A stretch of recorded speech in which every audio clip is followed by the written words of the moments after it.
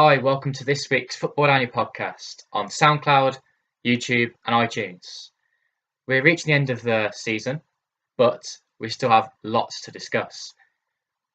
This time, we'll be talking about the aftermath of the KNVB Beker win for Vitesse, previewing Ajax v Lyon, Feyenoord season, and as well as a little chat about the Dutch national team. We hope you enjoy this week's pod. Make sure to always send in your Twitter questions for us to read out. And we hope you enjoy. Make sure to give us a like and subscribe where you can. Let's start with AZ Vitesse. Vitesse won the final of the Dutch Cup 2-0. Ricky van Wolfswinkel with both the goals. What did you think Vitesse deserved to win the trophy?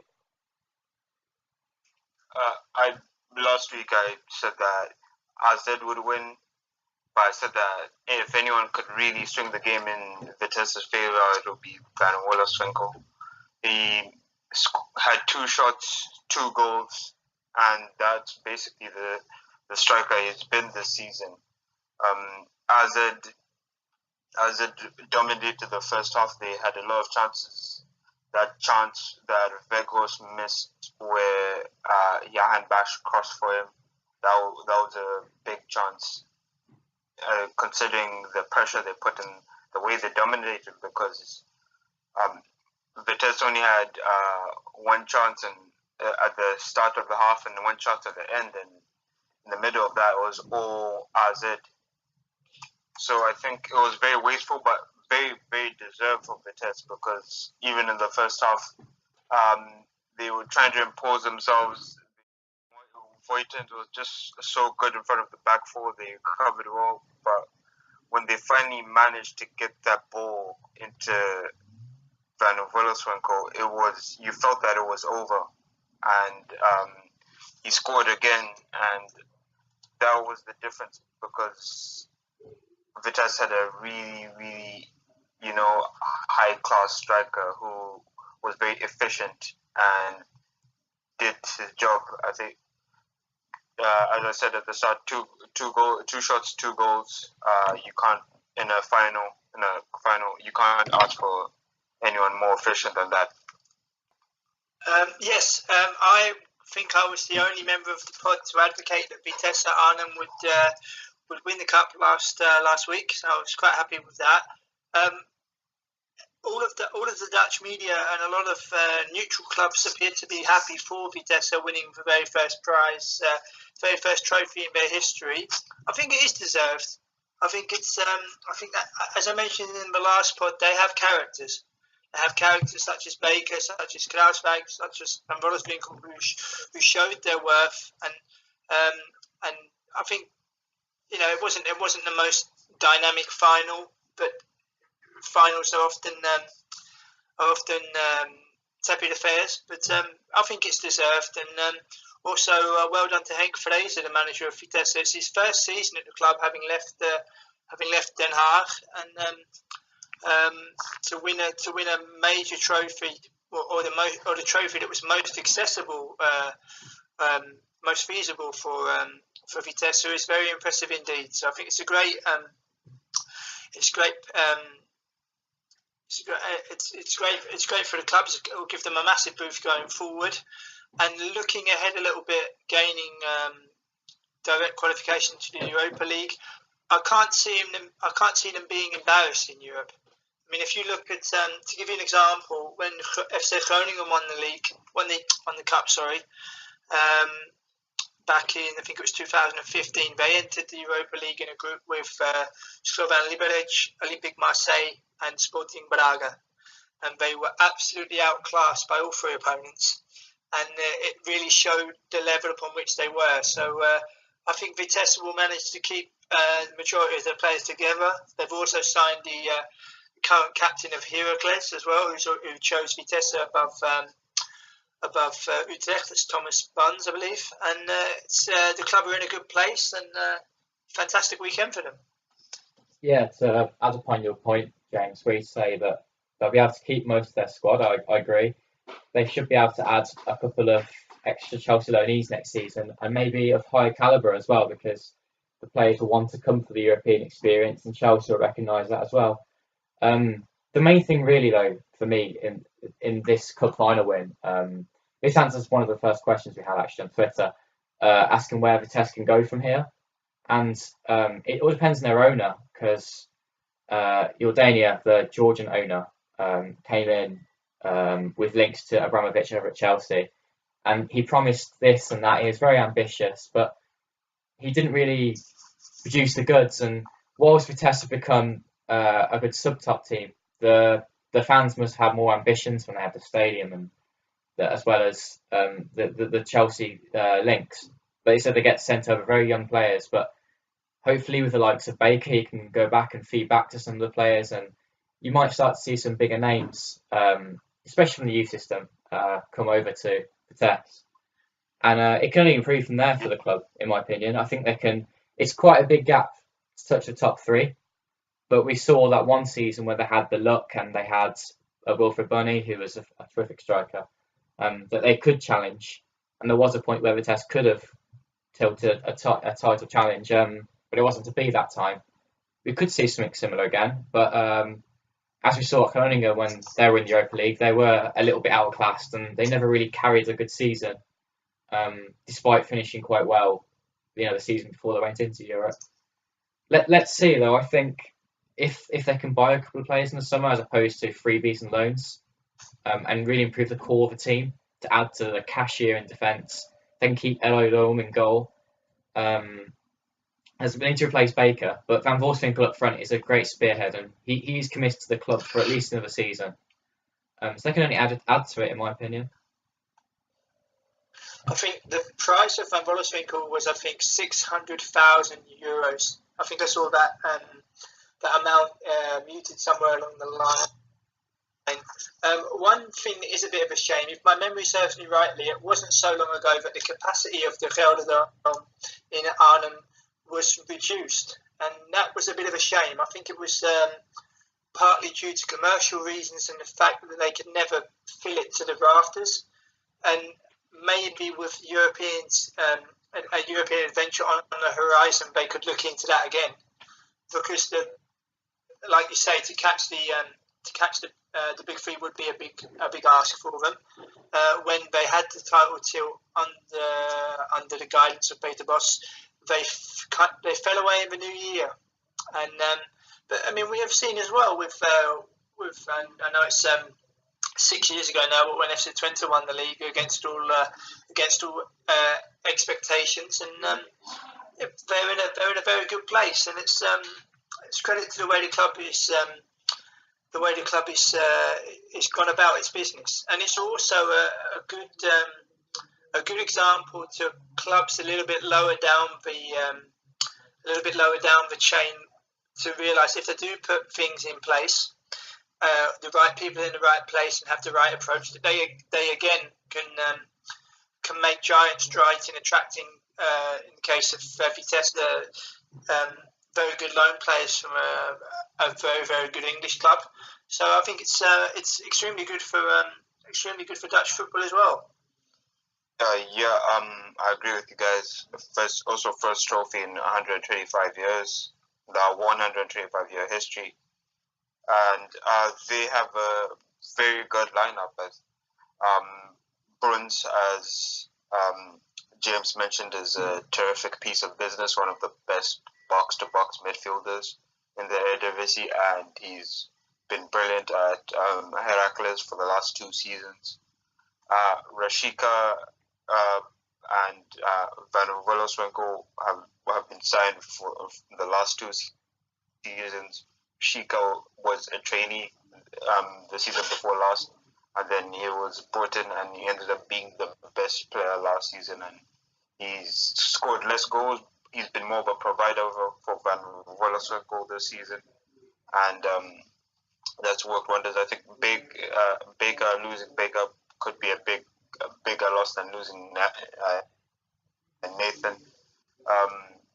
And in terms of Chelsea loanees, I think they've got a best squad, non-reliant on Chelsea loanees for a while now, because they got Butner, who has a Premier League title at Manchester United to his name, but he hasn't been able to get into the team. And now they've got a few talented young players coming through the academy, like Van Perken. They signed 5 from Sparta Rotterdam. So these are very talented young players, and I do expect them to at least do something in Europe and not be outclassed in the way that and just progress as they have, because they've got a squad filled with players who are the permanent. I think just to quickly go back to the point of Thomas Bullen's signing from Heracles, it's also a sign of the times where a player from Heracles has chosen Vitesse above FC Utrecht. Normally, you would think that the player would choose FC Utrecht, but I think it's a sign of his confidence that he has in the club and the way the club is going. And I also wanted to make a point about Lewis Baker. I think as an English player, to be playing abroad and to win a trophy of significance, that can only serve as an incentive for other English players should they get the opportunity to play abroad. I know that not many British players in general like to take the opportunity, and there's not many of them around, but you would like to think that should they decide to take the plunge as time goes on, that you can really reap the benefits. And that can be, I would like to think that Lewis Baker is not necessarily showing the way, but he's now won a trophy of significance as a very young professional footballer. And certainly not many players, British players, would be able to say at the end of their careers that he's won a significant trophy in a foreign climate. So I personally hope it serves as an incentive to fellow British players that if they are courted by foreign players, but they take an opportunity to look at the interest and take the plunge, because they may well also find themselves in a position where they can have success. Yeah, you're right, James. He's done about 2 interviews with the British media since leaving. He said that it's all about mentality coming to Vitesse.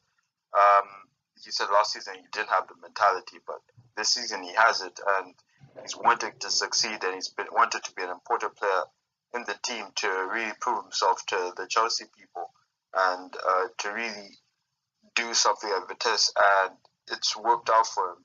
And it shows that if Vitesse, bring in the players with the right mentality, they'll play from Chelsea. They'll play and do well. But if they bring in players who are sort of content with playing, play well at times, but when the going really gets hard, they'll sit on the bench, because Vitesse don't have the team that you could walk into as a player right now.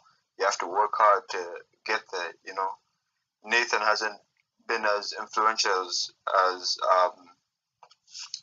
Baker, and has had to sit on the bench at times. So these are just the signal of what players that Vitesse should be looking for a team that's won another youth championship in the UK. And you also look at some of the ages of the players that they're buying. Bruns is 25. Then Volkswagen is over 25. Budden is over 25.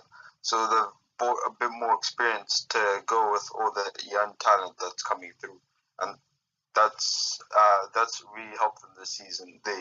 You expect them to get a top 7 finish, when last season they were top 4, and then Peter Bosz left and they just dropped. So it's good that they've been able to sustain this season and also win a title. So that is brilliant. I look forward to seeing them in the summer and in the Europa League next season. Yeah, I wanted to make one final point about Vitesse, particularly about what you're saying with the older players signing. It's good, obviously, because it's more experience and it's what the club needed. And they have had quite a good rejuvenation since the first half of the season, because it was it was fairly poor, and people were saying around Christmas, I think Fraser's got to go. But he's turned it round, fair play to him. And yeah, those two names there, Butner and Van Voorswinkel, they both came through Vitesse's youth, and well, I say that actually, yeah, no, they both did. And they've both come back and they've added a bit of character to the team that was much needed, and it added to what Kashi had. And Baker's, it's all rubbed up on Baker as well, how that bit more togetherness that the club didn't really have before. It sort of felt a bit like a Chelsea B side in the past, but that is all different now, and you can see a lot more spirit about the team. And long may that continue for the club, because it can only breed more confidence within it. Shall we skip from one competition to another then? We've got the Europa League tomorrow, which is Wednesday tomorrow, and Ajax v Lyon kicks off at 5:45. Different time because it's before the Champions League match to be played tomorrow, and it's not on Thursday for another reason. What do you think of the game then? We've previewed this game last week, but just briefly though, what are your predictions for the game? And do we still see Lyon as a bridge too far, or do we think that they're very culpable and perhaps Ajax could get something out of the game? I think with Lacazette not there for Lyon, that's huge for them, and they are a beatable side. Ajax have climbed some big mountains this season. Copenhagen hadn't conceded a goal at home for a while, and then Ajax scored. And against Leg here, they should have scored. They had a goal that was disallowed, and they had many other chances. So, and especially this match is at home, so Ajax will look to dominate.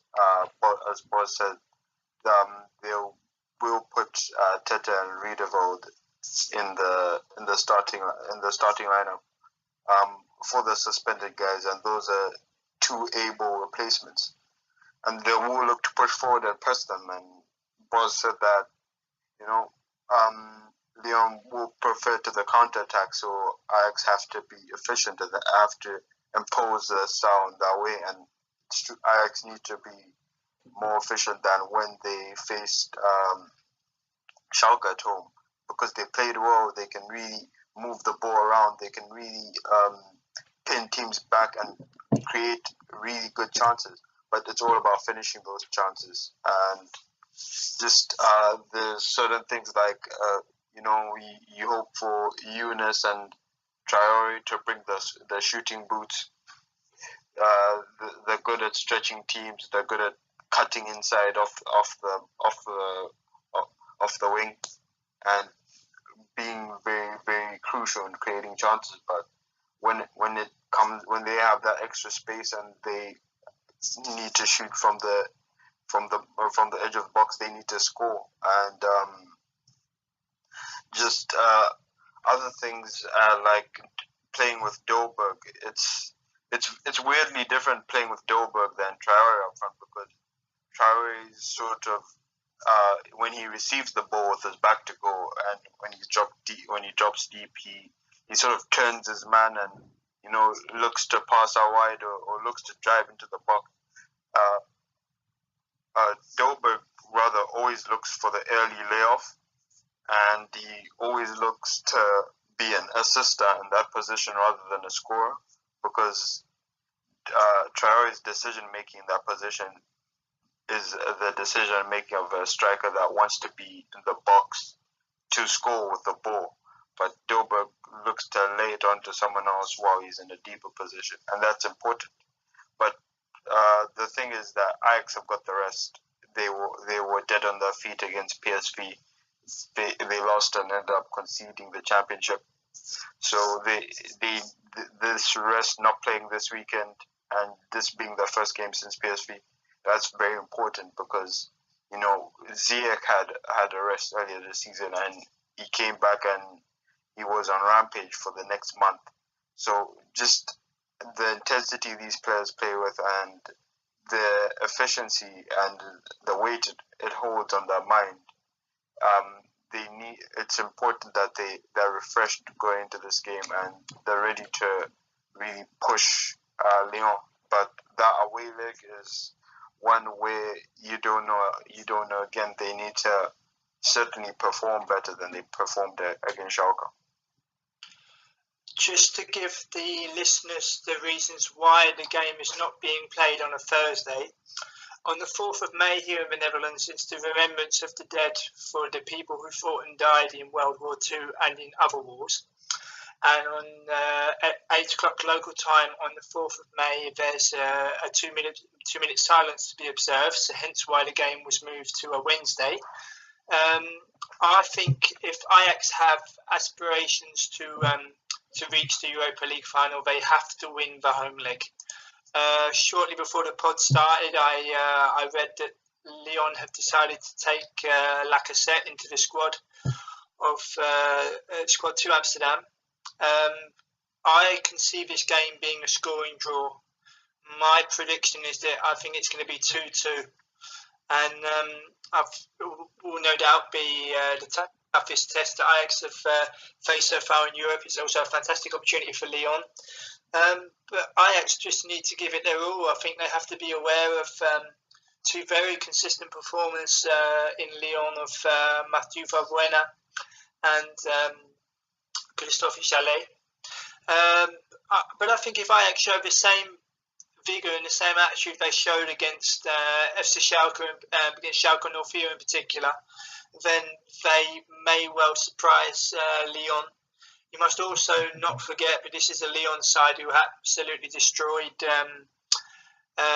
Arsenal and have also beaten Besiktas over 2 legs and AS Roma. So I think that Ajax just really need to give it their all. Play with the same levels of commitment and passion as shown against Schalke and Copenhagen and Legia Warsaw in previous rounds, and really try to grasp the opportunity. Because even though by most insiders that most people are aware of Ajax, especially with the season they've had with the youth coming through, people are starting to take notice. I think if Ajax were to reach the final, a hell of a lot more people would take notice. So it will be a fantastic opportunity for the club, and be a fantastic opportunity for Dutch football as well, especially with previous years falling short and with certain Dutch clubs not even getting through the qualifiers, to all of a sudden have a Dutch representative in the final, where even though it is the biggest club in the country and some supporters groups are not necessarily behind Ajax, I'm certain, with the exception of Feyenoord, if Ajax were to reach the final, the whole of the Netherlands, the whole of the Dutch football fraternity, regardless of what club you are, would be wanting Ajax to win that final. I think the game might come down to mentality, because there's two sides of the coin. I have a feeling that Lyon may slightly underestimate Ajax, despite the fact they have a fantastic run. Because Schalke made the same mistake and were run over by an Ajax side full of energy and intensity and quality. And it just wouldn't surprise me if Lyon turned up, especially after the comments about AZ before they played them. They said they're a Dutch team and we expect to beat them, and we should beat them. It's confidence, obviously, but I feel like similar comments may be made ahead of Ajax, feeling that they're a superior side, and he might catch them out. As well as that, Ajax will be full of energy. The rest will have done them good, and who knows? They may see their title defeat to Feyenoord. It might lead with them having a bit more reason to really go for this game. And just give it their all, especially as it's a home leg as well. I think it'll make all the difference. Yeah, I'm also very wary of some of Lyon's midfielders. Toussaint, who's their young midfielder coming through, and Tolisso. What they showed against AZ was the very good passes, especially when receiving the ball or winning possession in the higher areas, and can make that one pass that can break down a defense. So Ajax would need to be wary about that. But the thing is, they will have two good ball players in Riedewald and Sanchez at centre back, and they also have Tete at right back, who's more athletic, who's more back and forth than Veltman, and that will put he think he's a better fit for this game if he doesn't sort of get tricked into making some really hard tackles and gets 2 yellows and a red. Fingers crossed. So I think Ajax, even though they have some suspensions as well, they've got enough to get through this game, and I'm very confident, given what they did against Schalke in the home game, and given their run at home about this game throughout they're yet to lose at home in the Europa League this season. So it's something that fills me with confidence, and I just the rest that they had in between PSV and this game was so important, and just being refreshed and going out there like it's a completely new day, it's a completely new tournament, and just going out there and having those little things that comes with the creativity, the zest, the crisp passing. I think that's going to be very important for Ajax tomorrow. And another competition we should really talk about today is the Eredivisie. I was thinking this morning that we've really got to talk about finals, because we're always talking about Ajax, especially with their title tilt as well as their run in Europe. But I feel like sometimes we don't quite talk enough about finals, and I just feel like this, 2 games to go, 4 points clear, that we should really talk about how good a season they've had and what's made it happen. And this question on Twitter came through to really exemplify what I wanted to say. How would you guys rate Feyenoord's Eredivisie win? What was the difference between them and the other 2 clubs this season? They were efficient, the highest scorers in the Eredivisie, and they ended up buying a really world-class striker, but they were also very workmanlike. They aren't as easy on the eye as other teams aspire to be, but they can, play really nice. They can set up really nice passing triangles out wide, and Karsdorp can be very exciting at times, and Villena and El Ahmadi have been, brilliant this season. And Turnstred's, he's short of also being the second person on the side with 2 goals and assists, double figures in goals and assists, and just the way that Jorgensen just like shaped the team. The players like enjoy playing with them, and those little flick-ons around the box, his ability to play with his back to goal and just create opportunities as well as score them, and that's resulted in Elia having a good season. Kuyt has scored a lot this season. He scored a surprising amount of goals this season, given his age, and he's had to move in between central midfield and the right wing. And Berghuis has proved to be very important. And Basasikoglu has 6 assists and the highest score to assist ratio, but one of the highest assist game to assist ratios in the Eredivisie, and 5 of his 6 assists have been for Jorgensen. So just having a clinical striker like that, but also creative, has been very good. And when it's come down to the nitty gritty things, if they've dominated a team, they've beaten them 5-0. If they haven't dominated a team, they've managed to scrape a win or scrape a draw. And they went to PSV Eindhoven. They got a win there. The PSV Eindhoven came to keep. They beat PSV Eindhoven with a much different performance there, and having having the ability to also, the defense has also improved this season with with Congolo doing well, and Botahin also been one of the standouts of the season. So these are just the things that lead to a title-winning side, and they're being more consistent than everybody else from the start, because when they went away to Groningen and won 5-0 at the start, and they didn't have the slow start to the season like Ajax, and they also managed to win a lot of their games and not have the silly draws like PSV. So these are just the things that have led to them winning the title, and they've been more efficient than everyone else, and they've, in the games, they've worked harder to beat teams than anyone else. I think they've shown a lot of hunger, and I think the spine of their team has been one of the most impressive things from front to back, with goalkeeper Brad Jones and Jan Arie van der Heijden, El Amadi in midfield, and Toornstra with the assists, and Jorgensen with the goals. I think it's been a fantastic team effort.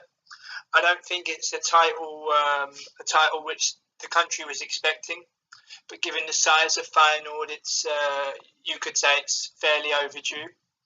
But it is deserved. They've been, Chaka said, from the off, they've been top. They've been consistent to stay there through the different periods of the season. One did think when they were involved in European competition with Manchester United and Fenerbahce that getting knocked out of that might hurt their confidence a little bit, but they've managed to respond well, and I think a very interesting game the weekend away to Excelsior. Obviously, in the city they know well. I think the first 20 minutes are going to be very interesting, but they only have to win one of their remaining two games to confirm their title after first time in 18 years, and I think they'll look to put that to bed as soon as possible. As I mentioned as we touched on a previous pod not so long ago, it'll be very interesting to see what they do in Europe next season to show how they've grown. The experience with the Europa League campaign this year will certainly stand them in good stead, and with home advantage in a very boisterous De Kuip stadium. It won't be the most easiest place in Europe to visit as an away team. I want to add to what both of you have said, as opposed to repeating it, because I agree with what you're saying about the particular players that have been key. But to add to it, I think in the past, Feyenoord have slipped up far too often. They've always had a good start to the season, and then ended up having a dodgy result away from home, and then again. And there were signs of that when they drew 2-2 away at Pek Zwolle. But then you saw the influence of Van Bronckhorst when he, in the next away game, away at Vitesse, he changed tactics, he tweaked it. He noticed that his defence were a little bit slow.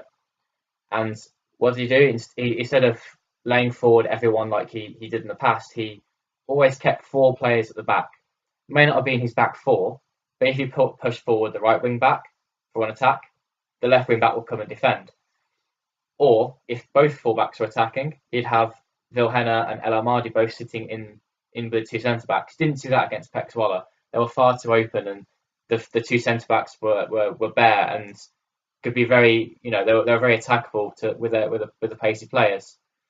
And yeah, they've just, Van Bronckhorst has done a very good job at keeping the team together. He's played to the team's strengths. As Chaka said, they've the way they play is efficient. It's not easy on the eye. They don't have particularly they don't have the one player that can open up a team. It's all played for the mixture of players. It's also Van Bronckhorst doing the rotation, because he's had the likes of Elia, Koutz, Toornstra, Berghuis, and those four players in particular have been key playing behind Jorgensen, but only three of them could play in the way that their formation is set up, or even two. So he's done well in the way he's rotated those players to keep them on their toes and know that they have to really earn their place. Even Dirk Kuyt, there was a time where he wasn't happy he was out of the team, but he has to realise that everyone's going to play, and you only get into team on merit. And just one final point as well. You saw the way they played against Man United when they beat them 1-0 in the Cup. That style of play was evident again. They were efficient. They scored the chance they had. They defended very well. And another key one as well, I mentioned in the previous podcast, Jan-Olie van der Heijden, the centre-back, playing next to Botaheen. In my opinion, before the season started, before the season before that those two wouldn't have worked together. They're two very slow centre-backs, but they're very strong.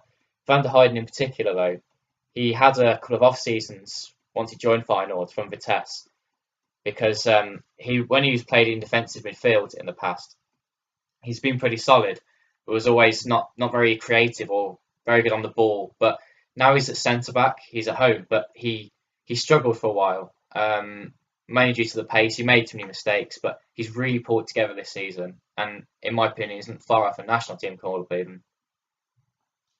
Yeah, I agree with what you're both saying. And just you have to think about, Sven van Beek, who's been out injured this season, and he'll come back into a team where, both centre backs, Van der Heijden and Bottegien, have done well, and he has work cut out for him. There was talk of him about being one of the leading young centre backs in the Eredivisie a season ago, and then now he could find himself struggling to get back into the team. Also, seeing how Congolo progresses, if he decides to leave, if he decides to stay, the summer will be important. And I think Van Bronckhorst, as you mentioned, the way he sort of set up his team, there's some facets where you're like, this is some good coaching, especially when they move the ball out wide and they sort of break through teams, and the way they put Toonstra in positions where he can really get into the pockets and create havoc. But he's still a very young coach, only his second season. It's going to be like Philip Cocu. It's going to be, we really have a look at him as a coach next season, how he looks to retain the title when every team's looking to beat them, and every team will sort of will alter the tactics and things like that. And he has to also look to do something in European football, and how these players develop past this season. So it's going to be very interesting next season in the aspects of Van Bronckhorst as a coach and this team. So you just hope they don't lose the key cogs of the team. The Villanas, the Jorgensens, the Congolo Botteguins, and players like that. But you hope they do, move some players along so, they can get more space in the squad for either youngsters coming through the academy or better players, Emil Hansen and is a highly rated player within Feyenoord, and Yari Schoolman and Calvin Verdonk are outside of Feyenoord on loan this season. And seeing how they assess during the summer will be interesting. Okay, we have a question about the national team, Dutch national team. I've always liked the game of Dowdy Janmaat and feel like he can contribute to the Dutch national team. Can he get a call up now that he's not injured and he's back amongst the Watford team again? And just a quick note, by the way, I know one of you guys wanted to make a point about Nkata as well. Yeah, go ahead if you feel like that. I think Dowdy Janmaat can definitely get back into contention for the national team. He had a very unfortunate episode where when the Netherlands lost away to the Czech Republic in Prague during the last qualifying campaign, where his blunder led to the goal and his confidence was knocked. But I think with playing regularly and and remaining fit and playing in a very competitive league. I think he'll definitely get back into contention, but I think it really does depend who the KNVB choose. Latest reports have been that Henk ten Cate was originally offered the job, only to reiterate that he didn't feel that he had enough support from the KNVB in terms of structure, in terms of long-term thinking. Rumours are still rife as to who could well be officially named as Dutch national team manager. Advocaat appears to be the leading choice at the moment, but due to his commitments at Fenerbahce, has rebuffed any overtures to elaborate in the Dutch media as to whether he's held talks or not. But because he's fully committed to Fenerbahce, and in his case, hopefully winning the Turkish Cup final. As I read that John van Schip, the new manager of PEC Zwolle, has advocated Erik ten Hag as a potential replacement. But as I stated before on previous pods when we've spoken about the national team, the KNVB, the Dutch FA, used to be extremely transparent, used to be really strong in their ethics, in the way they would go about their business in putting the needs of the national team first. And it appears as time has gone on, that's been watered down a lot. Whereas you have certain figures now in terms of Decoso as commercial director, Hans van Breukelen as technical director, where they've seemingly came from nowhere to find themselves in the most important organisation in Dutch football. But you also have to have the attitude to be able to take on the task and to run it. And it appears in the case of Van Breukelen that whereas before the Dutch used to have a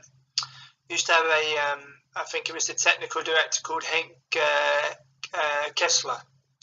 And this is a man that oversaw the appointment of Van Marwijk, of Van Basten, and looking at those two names in the case of what Van Marwijk went on to do, there was an awful lot of transparency in approaches being made and quickly finding a resolution. And this is the sad fact is it's the most important job in Dutch football has become, especially the previous weeks, it's become a bit of a soap opera where, what's happening today, he has broken and spoken with this person or with that person, was seen at a restaurant in Abu Dhabi with this person, and those kind of things. These kinds of details used to be kept behind closed doors, and when resolution was found as regards to a final decision, only then was it released to the media. And now it appears to be a little bit sloppy and a little bit careless. And I think for all concerned, the quicker they find resolution, the better. But then you'll have the new manager being named. I personally hope, through keeping an eye on it and all the different developments, that whoever it is allowed to do the job, and it's not just spoken about of, oh, you were maybe the second or third choice, do you really feel that you were wanted? As soon as an appointment is made by the Dutch FA, everybody has to move on, regardless of who it is. Everybody has to get behind the new manager and look to finish the World Cup campaign with their heads held high. I've stated before, I think it's too late. I can't see the Netherlands qualifying for Russia, but I stated that at the start of the qualifying campaign, due to the group they found themselves in. But they've got to try to find a resolution and look forward and put things in place for a brighter future.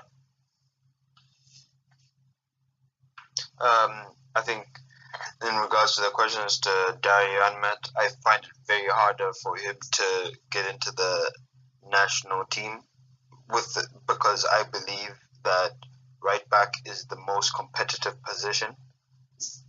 With all the young talent coming through in that position, you got Veltman, Tete, Karsdorp, and you've got Hateboer, who, although he played in winger for Atalanta. Is also there. You've got you've got Dex, who's at Vitesse on loan, but will move back to Fiorentina and will probably be under a new manager there. So we have another chance to prove himself there. So I think I only see Janmaat playing if the new manager decided to come and switch to a back three where he would need Janmaat as a wing back, because I think he would be the only, right back capable of playing him and Verhey. And I would see it as quite difficult for him to move there because, Karzop's coming off a title-winning season and Tete is improving, and I hope that he stays at Ajax to improve further, especially if Veltman leaves. And then you also got a wild card in Josh Brenner, because he will probably play at right back with Santiago Arias leaving. And he was also picked for a national team earlier this year or last year, but couldn't make it because of injury. So it's a very deep position with a lot of players under 25 there. So it would be very hard for him to get into the team unless they were to switch formation into a back three where he would be more comfortable. So in regards to the national team coach, Wim van Hanegem said in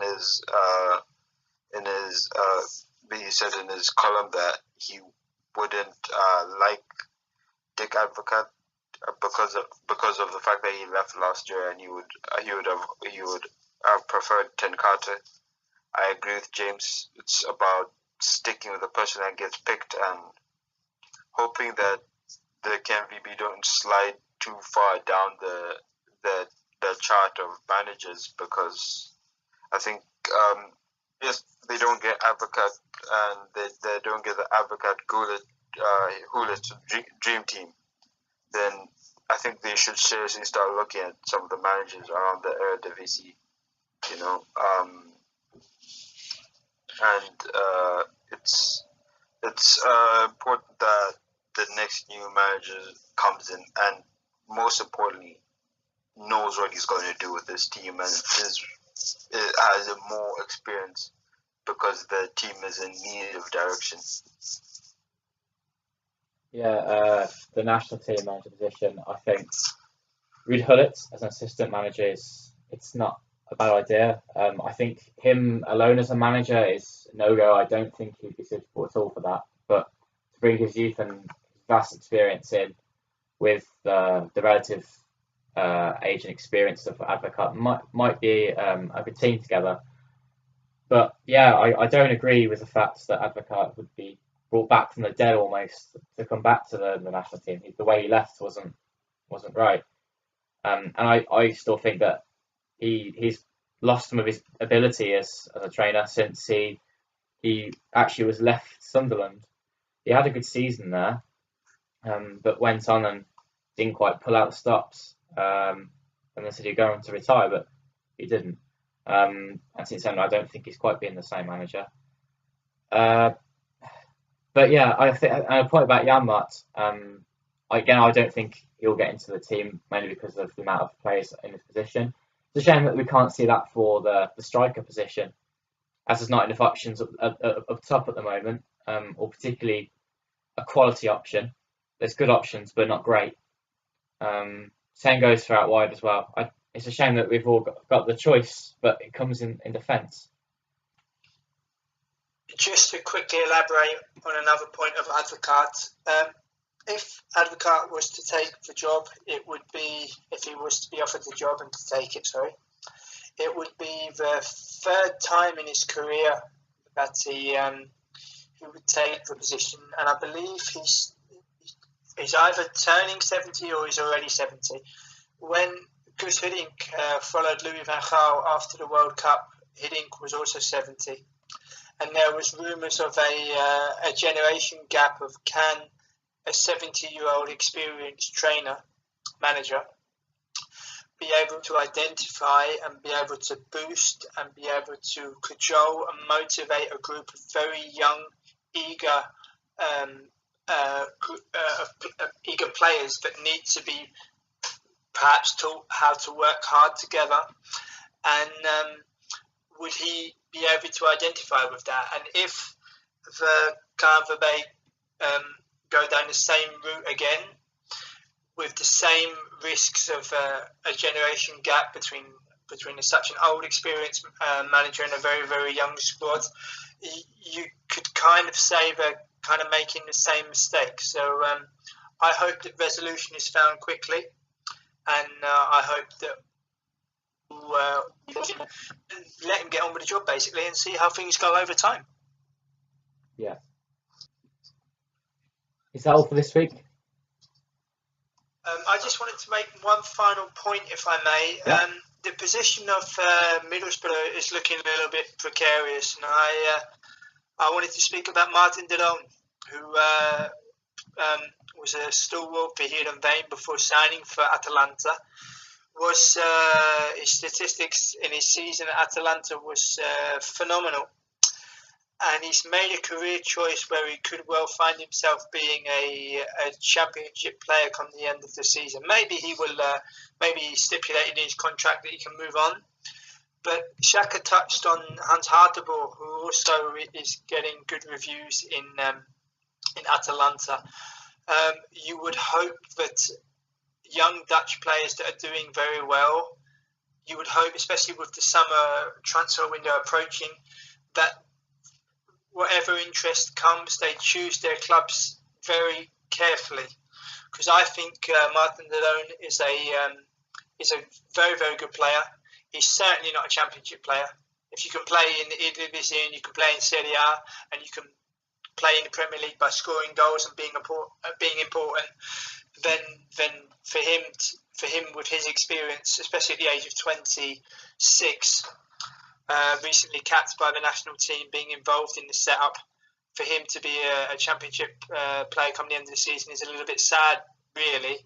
So I just wanted to make the point about that, and that with the transfer window approaching, that young Dutch players that are of interest in many European clubs, that they choose their new clubs quite wisely. Yeah, totally agree. I think with De Roon, you'll see something similar to Wijnaldum last summer when he left Newcastle for Liverpool, because Wijnaldum was a good player as it was already in the Eredivisie, and he went to Newcastle. It was a step down in terms of the quality of players around him, but he knew that if he could prove himself in England, that's where he wanted to play, then he could reach the ultimate top. And Liverpool aren't far from that. They're going to be playing Champions League next season, should they qualify. And I think, we'll see something similar with De Roon. Maybe not a Liverpool style kind of club, but there's always Ronald Koeman waiting at Everton. And I think another name I could throw into that hat is Narsingh at Swansea. I'm still not struck on the fact that he's Premier League quality, but I think he'll be keen to leave Swansea when they drop into the Championship, if they drop into the Championship, should I say. As I think he's a decent player. He's got the physical capabilities to make it in England. But he was a decent player at PSV. Didn't have the best final season there. But yeah, he can do a job at another Premier League club, similar to Leroy Fair, should Swansea go down. I think I agree with the De Roon point. I don't think Narsingh can leave. He's been a bit part player since he moved, and he only moved in January. Yeah. Leroy it will be interesting to see which team takes him, because he's been relegated with Norwich and QPR, and he could get relegated with Swansea. So it makes for a very, very unflattering narrative about him, which would be unfair, because when he joined Swansea last season, he was one of the better players, and on his day he's a very good player. That's why clubs keep signing him, but unlucky for him, clubs that sign him go down. I agree with James. Teams need to be careful about picking players need to be careful about picking their teams. Hateboer has made a brilliant move to Atalanta, a manager that loves working with young players, a league where it could possibly act as a stepping stone to something higher. He's going to play in different positions. He could play as a wing back. This week against Juve, he played as a winger in a 3-4-3, which was very interesting for me to see. And I think it's just a matter of having the right people around you. You know, in regards to Memphis Depay's move to Lyon from Manchester United, he consulted with a sort of data company to see where he would get the most chance, to see which manager would sort of suit his style and things like that. So I think it will be smarter for more players and their representation to contact a sort of group like that to see where's the best place for them to fit in. So that is all for this week's Football-Oranje podcast on YouTube, SoundCloud and iTunes. As usual, you give us a thumbs up, and special thanks to James and Chaka for joining me this evening. We'll be back next week, maybe on Wednesday, with more chat about Lyon and Ajax match and plenty more. Thanks.